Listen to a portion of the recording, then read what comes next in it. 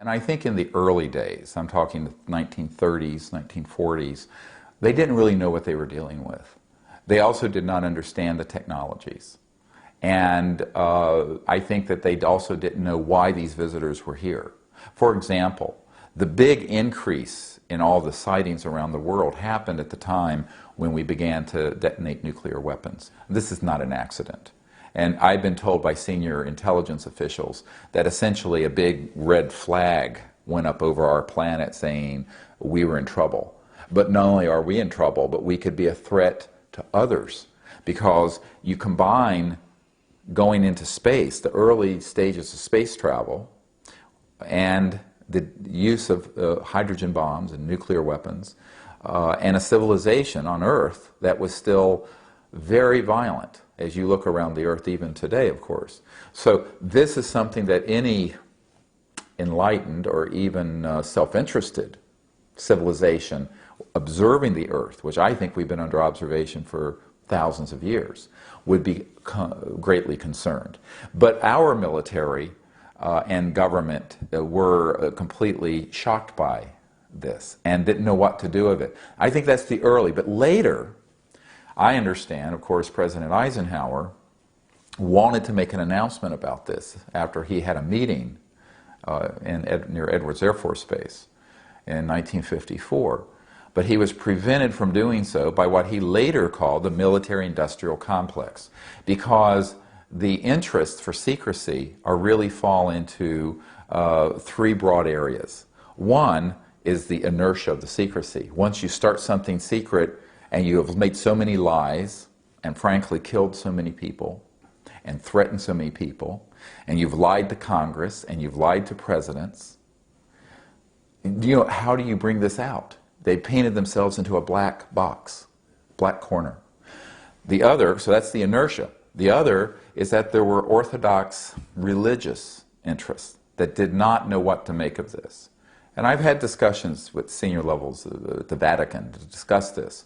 And today, most mainstream religious groups would say, well, there's one supreme being in the universe, and there are many children of God, and we're all children of God. This is what Monsignor Balducci said when we interviewed him at the Vatican. But the Orthodox and fundamentalists would view this in a very disturbing way, because it would upset their worldview. And I think then the biggest became the technological and scientific end of this. Once we retrieved, back in the 30s and 40s and 50s, several of these extraterrestrial vehicles, and began to study them, we combined that knowledge with knowledge we already had, because remember, we had some people like T. Townsend Brown and the B-Field-Brown effect who were studying anti-gravity quite independent of this issue back in the 20s, 30s, and 40s. But when their information got combined with studying these spacecraft, they figured out, this is how they're working. And they realized it's the end of oil. It's the end of the need for coal. It's the end of the combustion engine, the internal combustion engine. It's the end of transmission lines for electricity, because the energy that these spaceships are using, what people call UFOs, we don't call them, no one in the business calls them UFOs. They are not unidentified and they don't fly. Yeah, we'll get to this. But these objects are extracting energy from the fabric of space, okay, around, not outer space, but the fabric of space. And in fact, even the early Lockheed and Northrop experimental spaceships that we have built, and we're talking 1950s and 60s, were called flux liners, because they were pulling energy from the quantum flux field, what's called the quantum flux field that's in the space in this room. And every cubic centimeter of space, for example, in this room, has enough energy to run the Earth for a day. It's a huge amount of energy. And so once this was really figured out, by the mid-50s, long time ago, 50 years ago, they knew that this would be the end of the oil cartels and the international financial petrodollar system, and a huge amount of the industrialists would then have to change their whole way of operating. Because think about it. What happens when every village in India or sub-Saharan Africa can have a device that looks like a generator and it's extracting energy from this quantum flux field.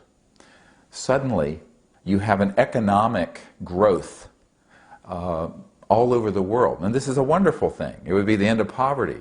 But it would also be the end of the economic hegemony, where Europe and America, with 600 million people, dominate the whole global economy of 6 billion. So this is a huge geopolitical problem. And so the issue isn't about just money, it's about power. Who has the power? How the earth is run? Who is running earth? And then you have another issue.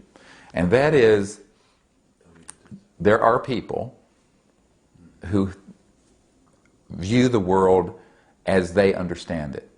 And in America we have a saying, if you wear rose-colored glasses, you see everything in the world is rose-colored.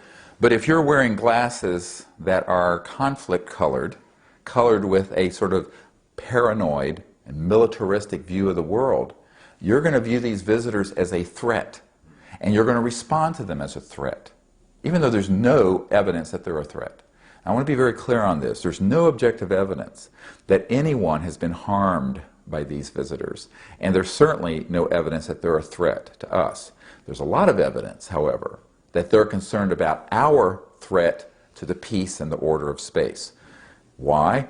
Because our technological capabilities and our weapons have surpassed our social and spiritual development, clearly. And we are at that stage in the evolution of a global civilization where our science and technology has gotten way out there, but our social and spiritual is lagging. And this is that danger zone. And Earth is in this danger zone now. And they know this. These visitors from other civilizations, other planets, know this.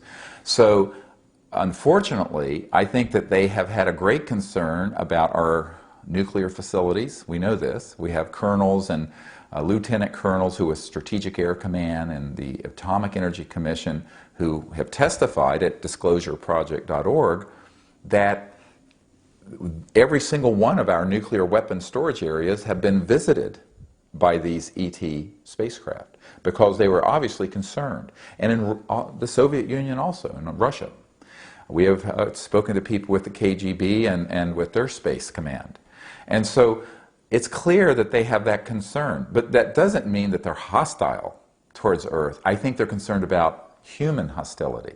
And I think, however, this has gotten misinterpreted because here's the risk. In the vacuum of secrecy, when you have this vacuum of secrecy, it's very easy to begin to believe your own worldview, and there's no one telling you differently.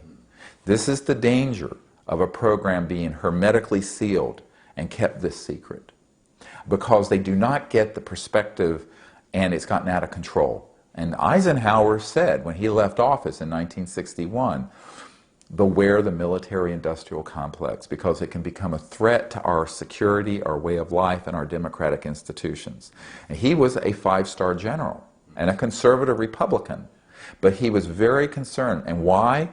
We have people who worked with him in the White House at that time who have told us, who are witnesses for our group, that he had been stabbed in the back by people who wanted to keep this secret and actually trumped or violated his presidential power and took these projects and hid them deeper and deeper and deeper. This is a very dangerous thing in a world where you're dealing with technologies this powerful. And this was, of course, President Clinton's frustration. President Clinton asked Webster Hubbell, who was third in command at Justice, to look into two things. And this is in his book, Webster Hubbell's book, Friends in High Places. Clinton wanted him to find out about what are these UFOs, and, you know, well, who's keeping it secret and why, and who killed Jack Kennedy, because Jack Kennedy was his hero. Well, we discovered there was a connection. But, and his CIA director, R. James Woolsey, was equally worried, because when I met personally with Woolsey here in the Washington area in December of 1993, he was very gravely shaken by the fact that there was a secret cabal or a whole level of government and corporate activity dealing with this issue that was lying to him as the CIA director and as also to the president. So this is a very serious problem, and so the secrecy is related to a number of related issues. One is this inertia that happens when you have this large ongoing historical problem of secrecy. The other is certain orthodoxies of both religion and science that people don't want out. Because obviously, if you own a trillion-dollar oil field, or a company that's assets are in that range, remember, this is not particularly good news for you. It's good news for humanity, and for the earth, and for the environment. But there's only a few hundred people in corporations who really control the world economy. And this information would change forever their grip on that power. Now, they would still have a lot of money, but it's not about money. You and I think of money, can I afford to put my son or daughter to college, or buy a home, or what have you. They're viewing it as power, the geopolitical control. So it's a power issue. And this would change geopolitics forever.